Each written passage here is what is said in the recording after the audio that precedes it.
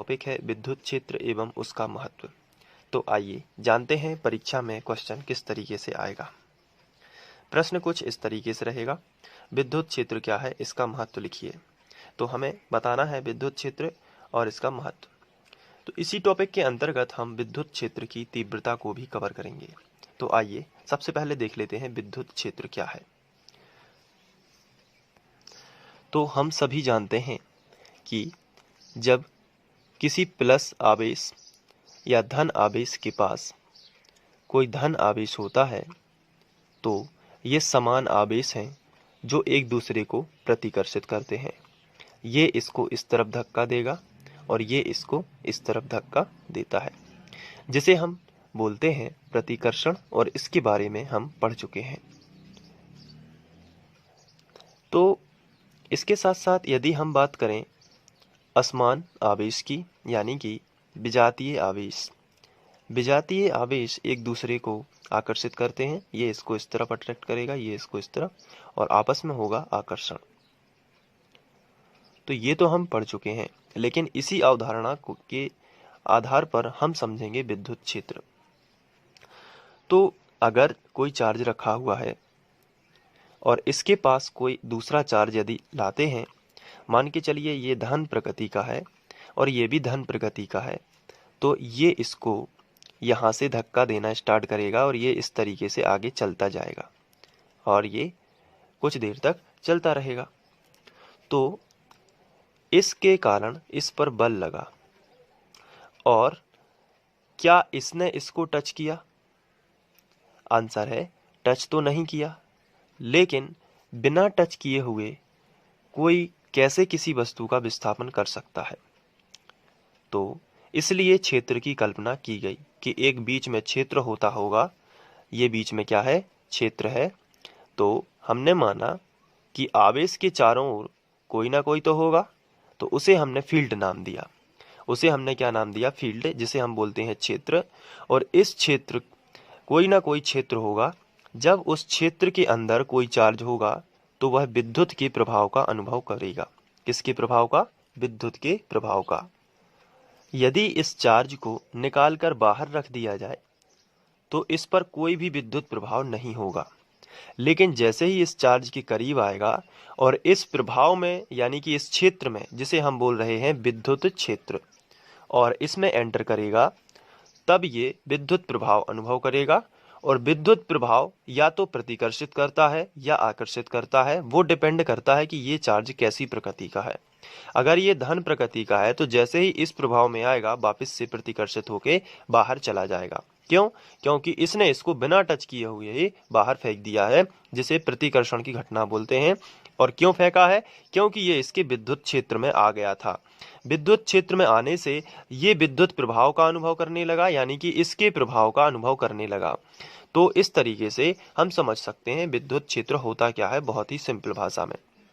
तो विद्युत क्षेत्र क्या होता है? आवेश के चारों ओर का वह क्षेत्र होता है जहां कोई दूसरा आवेश विद्युत प्रभाव का अनुभव करता है।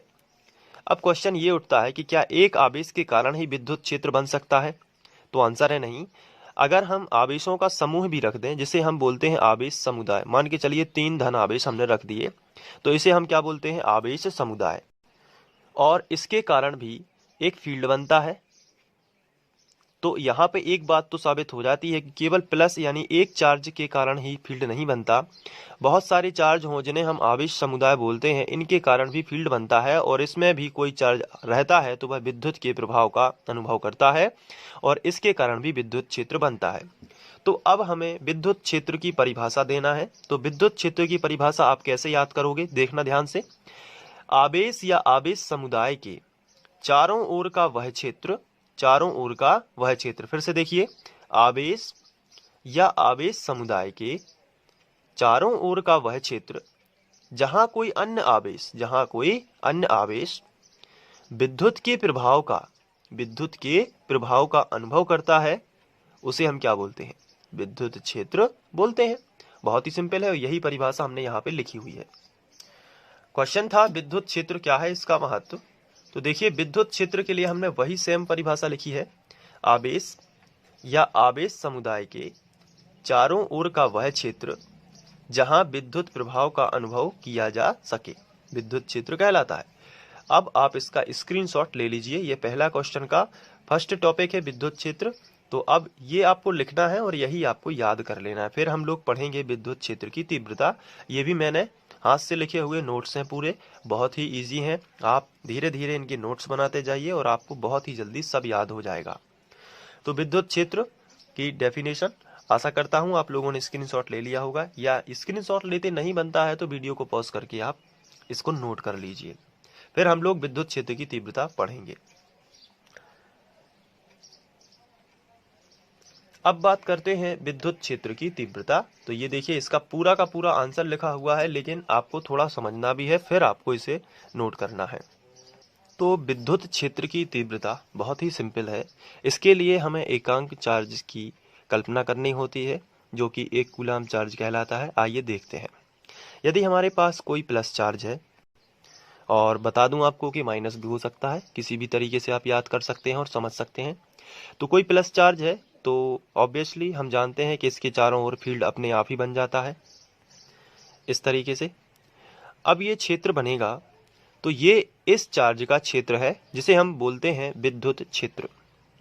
लेकिन हम विद्युत क्षेत्र पढ़ चुके हैं, हमें उसकी तीव्रता, तीव्रता का मतलब क्या होता है?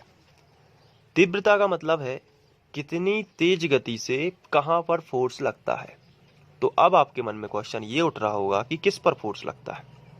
तो बता दूं, अगर यहां पर कोई चार्ज है, यहां पर कोई चार्ज है और यहां पर कोई चार्ज है, तो इन पर लगने वाले बल अलग अलग होते हैं, इसलिए तीव्रता की कल्पना की गई।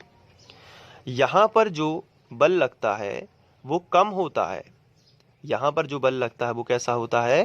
कम होता है। जबकि इस पर जो बल लगता है वो अधिक होता है। तो एक ही क्षेत्र के अंतर्गत ऐसा क्यों होता है? एक ही क्षेत्र के अंतर्गत किसी पर फोर्स ज़्यादा है। यदि यहाँ पर कोई चार्ज रखा है तो इसको, ये जो कि इसके पास है, इसलिए इसको, इस पर जो है अधिक बल लग रहा है, जबकि इसी चार्ज से दूरी अधिक है, इस पर कम फोर्स लग रहा है। यानी कि बल का मान क्या हो रहा है? कहीं कम कहीं ज़्यादा। ऐसा क्यों है?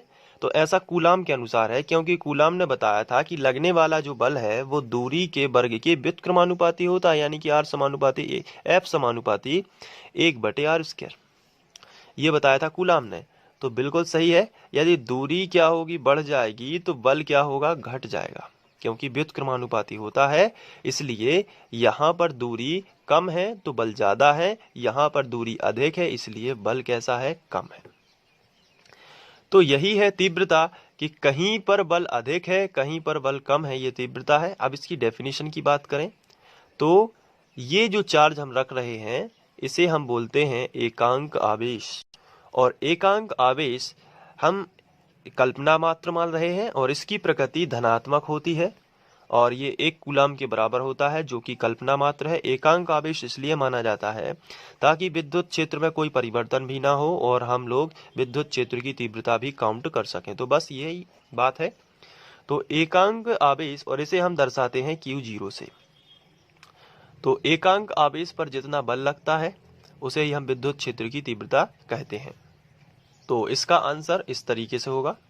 विद्युत क्षेत्र में किसी बिंदु पर विद्युत क्षेत्र की तीव्रता, किसी भी बिंदु पर यदि हमें विद्युत क्षेत्र की तीव्रता निकालनी है तो उस बिंदु पर रखे एकांक धनावेश पर लगने वाले बल के बराबर होती है। तो तीव्रता का आपको ये फॉर्मूला भी याद करना है, E बराबर F/Q0।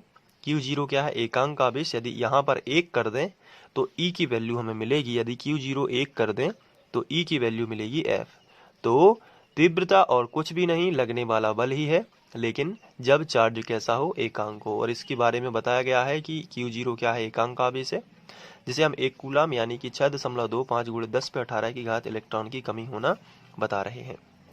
अब हम बात करेंगे महत्व की। तो महत्व बहुत ही आसान है, महत्व बस आपको पढ़ना है और इसके बारे में लिख लेना है। दोनों का स्क्रीनशॉट आपको ले लेना है, महत्व का भी आप स्क्रीनशॉट ले लीजिए। इसके बारे में फिर मैं आपको बता देता हूँ। विद्युत क्षेत्र का क्या महत्व है? तो किन्हीं आवेश के निकाय के चारों ओर किसी बिंदु पर विद्युत क्षेत्र हमें यह बताता है कि उस बिंदु पर एकांक परीक्षण आवेश रखने पर वह कितने परिमाण का बल और किस दिशा में अनुभव करेगा। क्योंकि अगर प्लस चार्ज है तो रिपेल करेगा और माइनस है तो आकर्षित करेगा, तो ये हमें दिशाएं भी बताता है। और साथ ही साथ विद्युत क्षेत्र के बारे में आपको ध्यान रखना सदिश राशि है, यानी विद्युत क्षेत्र दिशा बताता है, जिसका परिमाण और दिशा अलग अलग बिंदुओं पर अलग अलग होती है, जो कि मैं बता चुका हूँ, कहीं कम और कहीं अधिक होती है।